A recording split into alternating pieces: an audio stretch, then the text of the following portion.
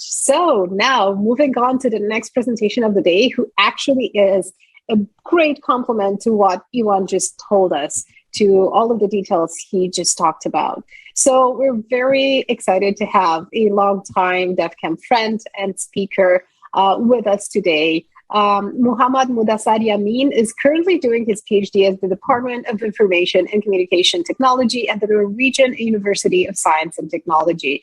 He's done a bunch of research over the years, and he's shared it at DefCamp many times. And today he's going to talk to us. And today he's going to talk to us about cyber range in a nutshell. So how do you build cyber range? How do you, build a cybersecurity training environment in a complex environment? And how do you scale that so that it makes a difference and so that so many people can be involved? Welcome. We're really happy to have you here. Okay, so I'm presenting cyber range in a shell. So why in a shell? There was a movie, Ghost in a Shell. So things are very complicated. So I'm going to explain how we are building such complicated cyber range using very simple methods. We use like model-driven engineering to specify like different requirements for a cyber range and executing those requirements computationally. So first of all, why we need like I like to have like some small intro of myself. I'm like, as she told me, like a PhD research fellow at NTNU. I have like written like 20 plus research articles and write like government policy documents for like three countries. I also did my LPT master, OSCP, OSCE, and a lot of bunch of cybersecurity certifications. I also coached like the national cybersecurity team of Norway, and was also like part of like Geneva Cybersecurity Center in term of like executing cybersecurity exercises. So why we need a cyber range? Because the nature of warfare is evolving. There used to be like people used to fight with hands. Then the technology progressed. Then they started fighting using aircraft, and then now they are fighting on computers. So how they're fighting? They are fighting through capabilities. What are those capabilities? We have to analyze the literature and identify those capabilities. So if we look at US Department of Defense, they have like a cybersecurity certification curricula for like their personnel to operate like in defense sector. So they have information assurance technical and information assurance management. There are other roles, but these are like the primary roles on which they try to train, and they have like multiple cybersecurity certifications, which they prefer to people to have to operate in a defense sector industries. For like CISP is like for like information assurance management, and there are other technical roles like CEH and other certification are like information assurance technical, and they have like multiple tiers. So as Ayan was talking about, there are a lot of certification, and people have to like people don't have like any idea and how to figure out to take what, and their curricula is overlapping. So first part what we did is like before building the cyber range, we did like a study and identified those overlapping topics, and we just wrote like this research paper and published it. So we identified like 17 of those overlapping, and most of the topics that are being repeated in those cybersecurity certifications. So we identified that network security was like one of the most taught skill in those cybersecurity certifications. Other skills like that teach about like forensics, Cisco devices, and simple analytical skills and stuff like that. So they teach in this cybersecurity certification. After creating like this baseline of like taught cybersecurity certifications, we thought to have like a platform on which we can teach those. So for that we need like a cyber range. So but what is a cyber range? There was like no formal definition of it like before 2018. So people were building their own test beds and calling them cyber ranges. In those test beds, what they were doing is like they were launching like simple CTF, red and blue team exercises and stuff like that. But the concept is very wide based upon our study, because like a cyber range is used to execute exercise at multiple level, operational, tactical, and strategic levels, and we have to target all those levels to conduct like a realistic cybersecurity exercise. So if we take an example from like out of the cyber domain and how people are doing training, so people are basically using like uh, different simulators and what you called crash ranges to like test and validate different concepts. So for like training pilots, you have like simulators. For like teaching people how to shoot, you have like firing ranges. For testing and validating a car's strength, you have crash ranges. Similarly, you have fire drills, emergency evacuation drills, and what you call biohazard drills. So executing such kinds of drills requires like not just like operational capabilities. You also need to have like what you called some people from management who are like coordinating the situation, and people from the media, from the government and stuff like that, who are reporting the information, disseminating the information, and helping different teams, like teams on the ground and teams in the offices, to like coordinate and perform like specific actions against like emergency. So we conducted like a detailed study just to focus first on the operational level of like the cybersecurity exercise infrastructure. And in 20, we conducted this 2018, and we finished this, published this in like 2019. And we come up with this cyber range ontology. This is now widely accepted in like the academia and the industrial sector, how like what capabilities should a cyber range should have, like scenario monitoring, learning management, teaming, and environment. So these are like the basic concepts that were like used in a cyber range. And then we have like what you call their sub-concept, like what kind of teams are there, what kind of environment, physical, virtual, or emulated or simulated, what kind of scenario, because the scenario is like the most important part it is here. So how this if we want to conduct like a cybersecurity operation, how the operation can be executed with what are the phases of this operation, when it started, when it ended, what are the injects. Injects is like a concept when some people perform some action in a cybersecurity exercise, something happens like they got some access to information, whether this information can be used to further progress the whole scenario or not. So scenario has like its own timeline, and it's people are following those timeline, different teams behaving based upon timeline. Like incident happened, it was not detected according to timeline, then we provide like an inject or like from like a media source. Okay, some incident is detected to the blue team, and the blue team can respond to that incident. So this is like the cyber range ontology where we presented the concept. Then we have like the functional architecture of the cyber range. Here we say like it should have like a portal where you can access the cyber range. It has some management interface. It has some training, education modules, testing modules, scenario monitoring part, runtime environment assessor, and data storage of like scenarios. You can store like a scenario like before the execution, after the execution, or during the execution. So you can have like a repetition of the scenario to like validate different skill set of different teams. So this is like virtual care environment for capability training and testing. Now with those capabilities, when you have like this kind of environment, you can like do like exercises, cybersecurity exercises to test different capabilities. We have like operational based exercises and tabletop based exercises. Operational based exercises are hands-on exercises in which you launch like practical attacks. Like let's say there are like teams from like hackers that are launching practical attacks using like Kali Linux machines on like some remote servers, and there may be some blue teams that are like trying to detect those attacks using SOC or SIEM solutions. These are operation-based exercises. Then there are tabletop-based exercises.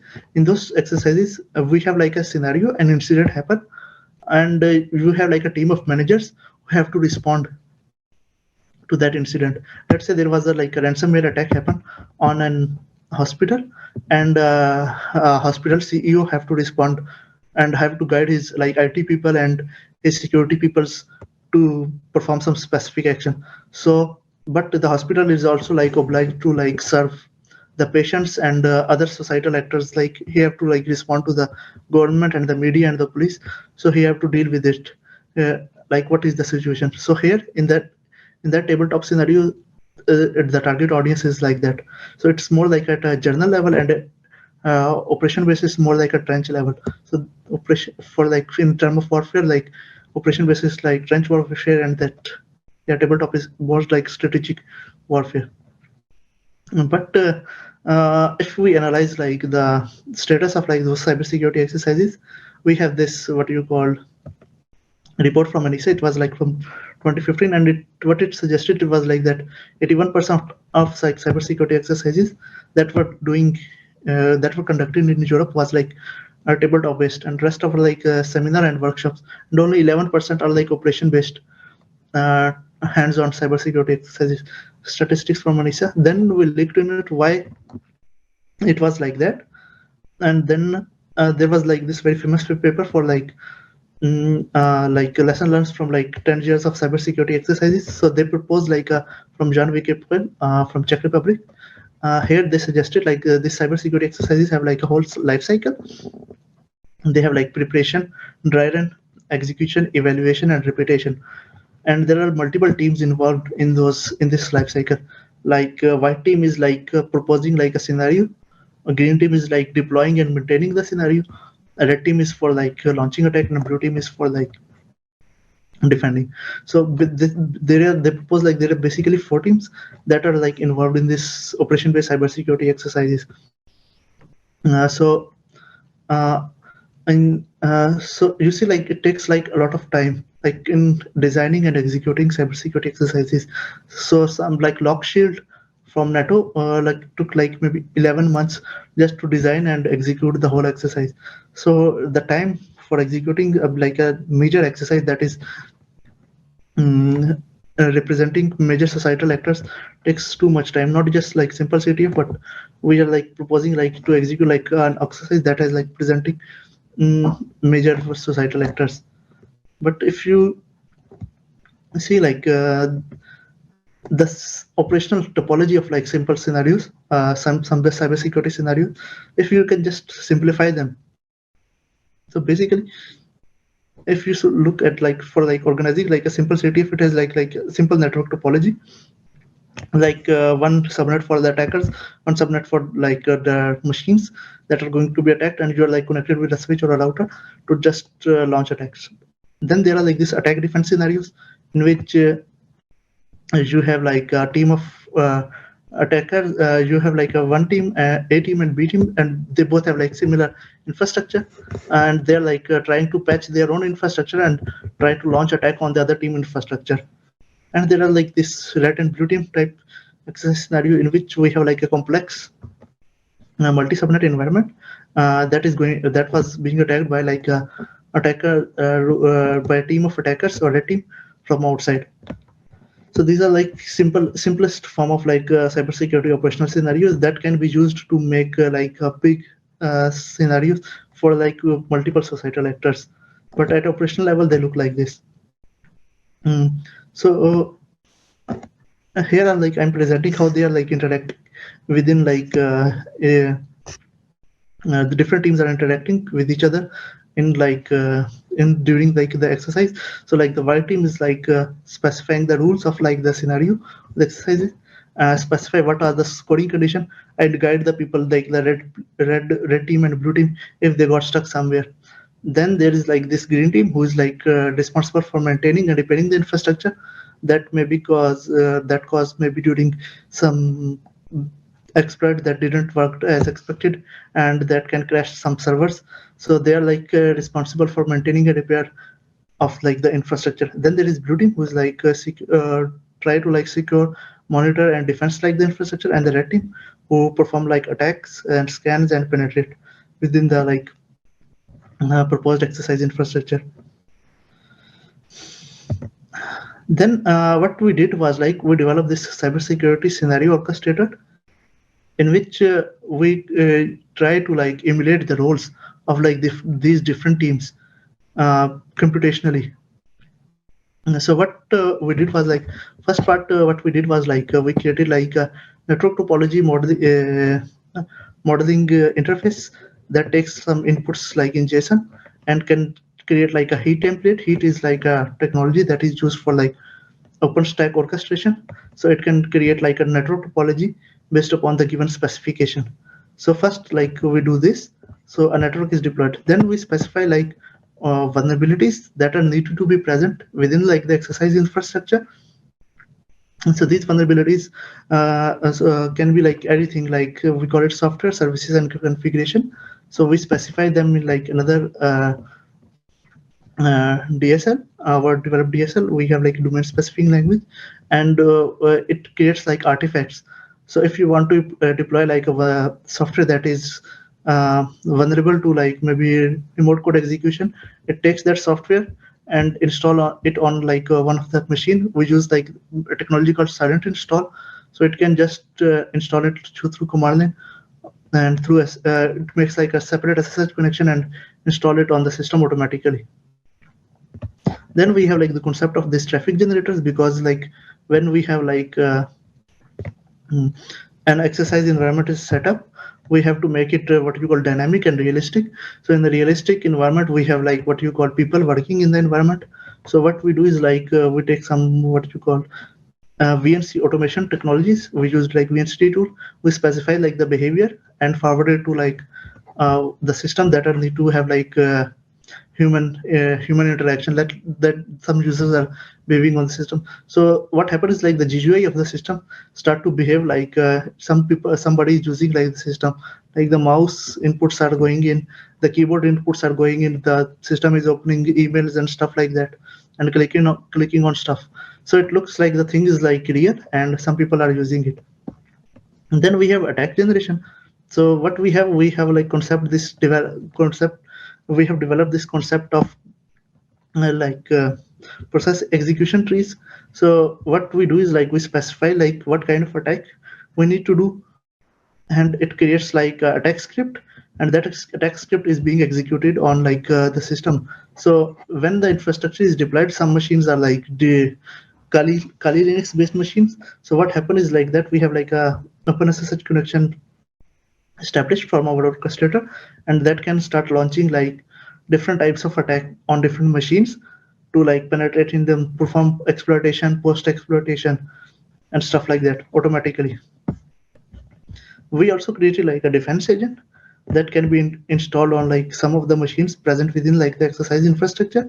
What it do is like that it try to identify the attacks that are being happening on the systems and try to prevent them. So it is basically monitoring the logs of like and if it detects some patterns in the log that is like in its knowledge base, it can respond to those attacks and try to prevent attacker from accessing different files, and maybe close the ports just to like stop the attack, to make the environment realistic and add friction in the exercise. So this is like what you call very dynamic and realistic cybersecurity exercise environment. We tested it multiple times, and yeah, I can show you some examples here and there. So this is like different snippets of our developed language. So first we use like a network topology, how we can define different networks. So you can just simply specify like I want to define like a subnet. I express its name is public, its CID here is this, and this is like a network ID that is given from like OpenStack. So it is like a conceptually from like network adapter that can be forwarded to the machine. Subnet, you can create two subnets, and you can also specify the machine. I want to like specify a machine like a Linux machine. This is OS is like the image ID of like that is image present in the cloud, and yeah, you can just specify like an SSH key and what it depends upon. Like you can say it depends upon public, so it will be connected with the public network, public subnet. And specify, you can specify 10, 20, 30, it doesn't matter how many machines you can specify. It will do the things and it will deploy the infrastructure. Second, you have to inject those vulnerabilities in it.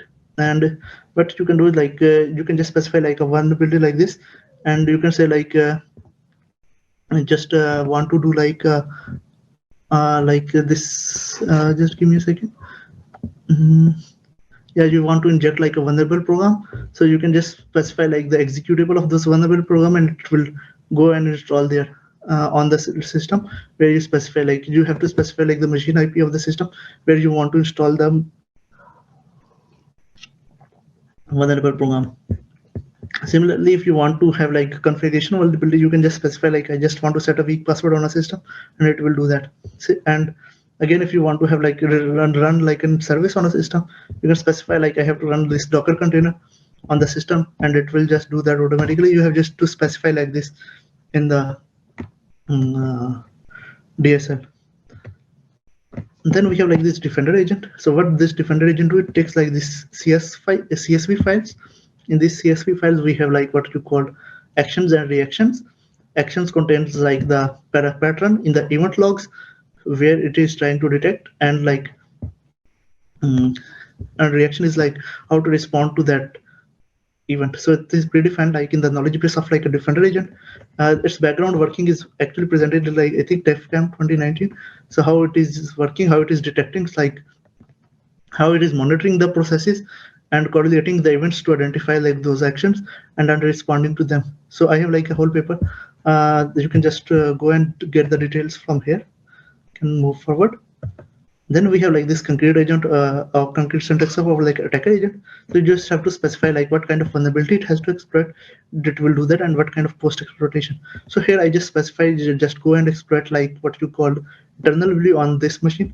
So it will just do that. Then there is like this crossfire vulnerability. I can specify just go and find the system running this crossfire, and it will exploit that.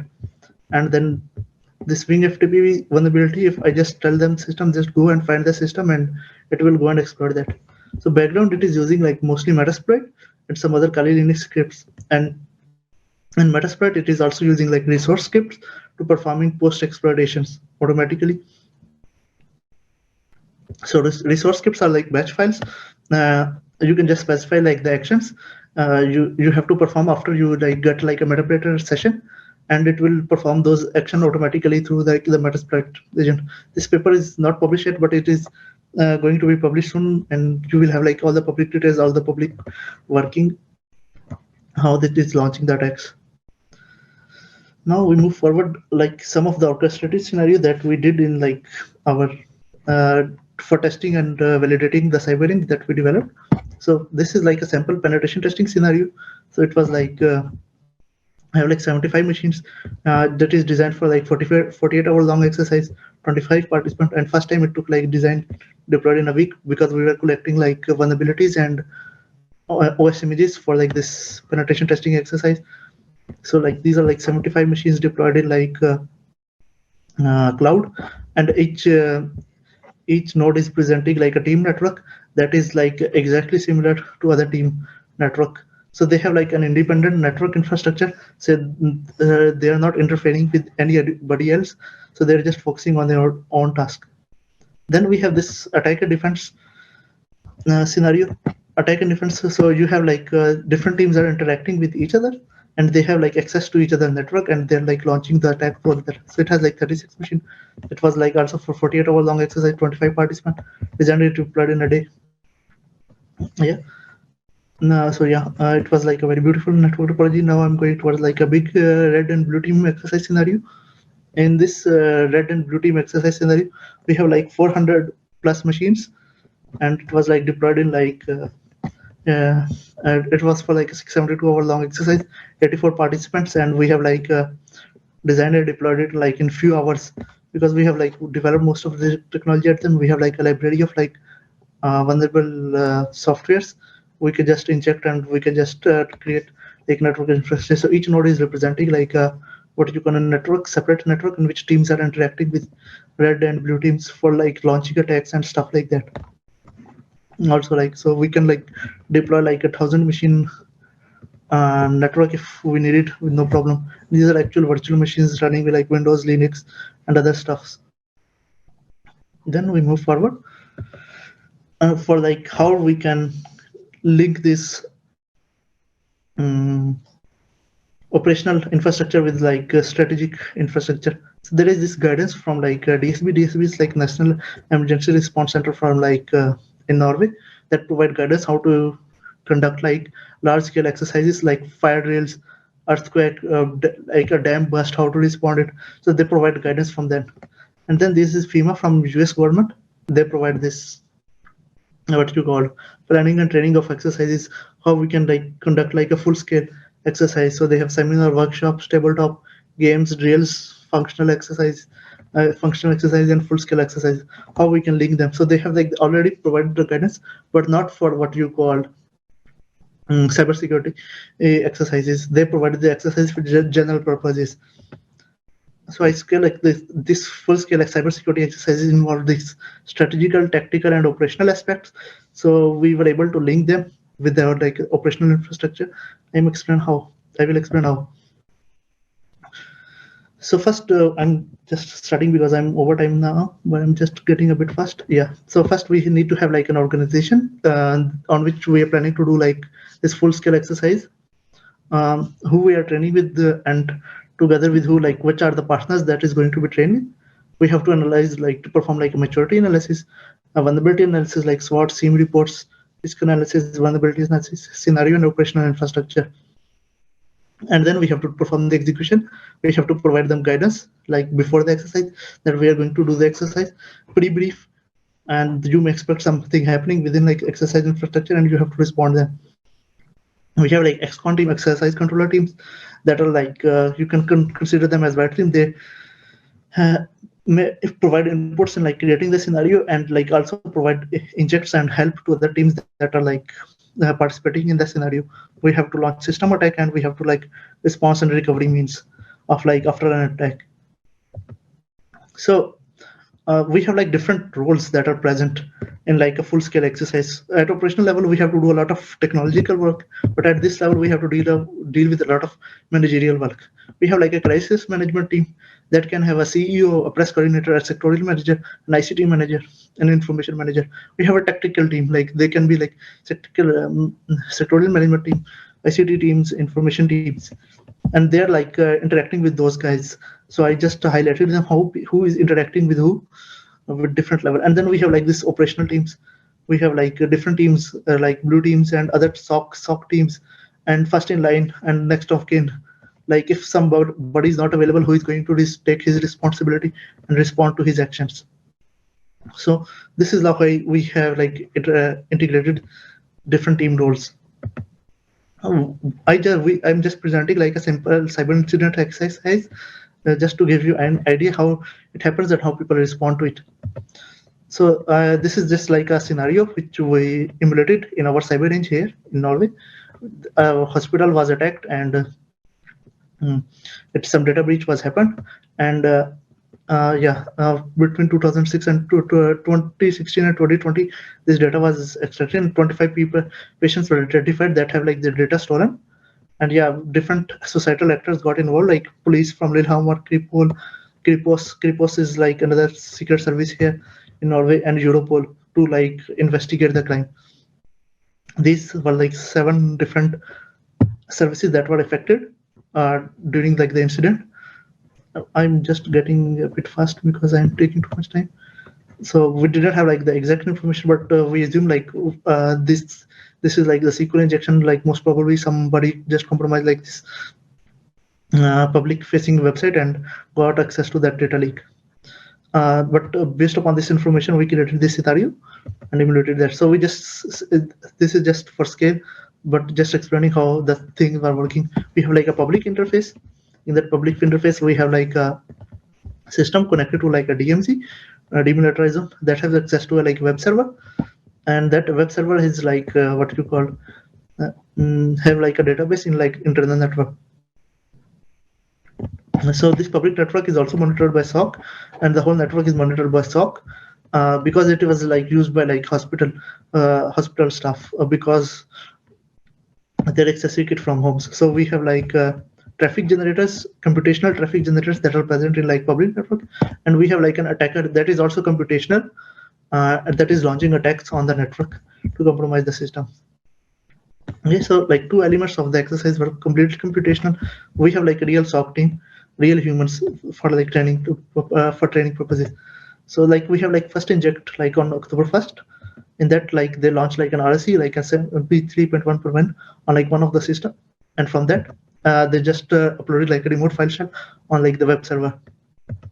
Like then the second inject was like that we have like a backdoor of like a new user added for persistence of access on the web server, and then we like the SOC detected the first attack on like second inject. So you can see like there was like a difference between 4 days between the exercise. So we actual exercise started on 28th.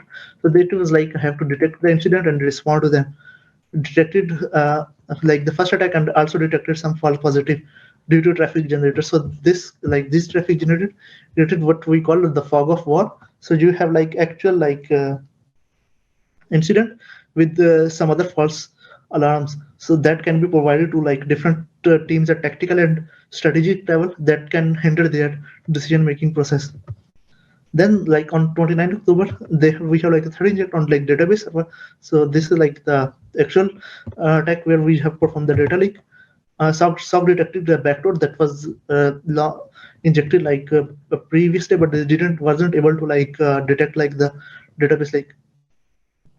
So the action what they did was like the strategic team didn't know like that what is happening in the database, and the SOC wasn't able to provide the information like data is being leaked. But what they did was like that they say like cut access to like the public network. So when they cut the access to like the public network, so that computational doctors and nurses that are using the public network weren't able to access their services like what you call perform their job. So they have like this disaster management plan if in case if like in here in Norway, if like this is now what if the computational resources are not available, how to respond to them. So they can call like uh, help from like other communities. We have like municipalities to like assist them, and maybe they can ask like military to intervene and provide some assistance just in case. And we have to provide like what you call information to like different secret services. Like we have one in SMM. NSM, somebody is playing the role of NSM, so they have to like coordinate the information with NSM so they can provide and respond to them, provide assistance.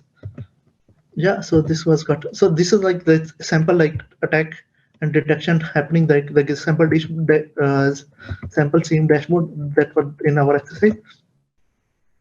Some sample event information, sample seam report, and yeah, some blue team report like they detected like this kind of incident there on one of the FTP server. This is like done by like what you called our computational agents, but it was like a false positive. So it created a lot of what you call fear among the strategic team. Like, okay, somebody is trying to like ransomware them and maybe try to like destroy the data. So they just, based upon this information, cut the access to the server.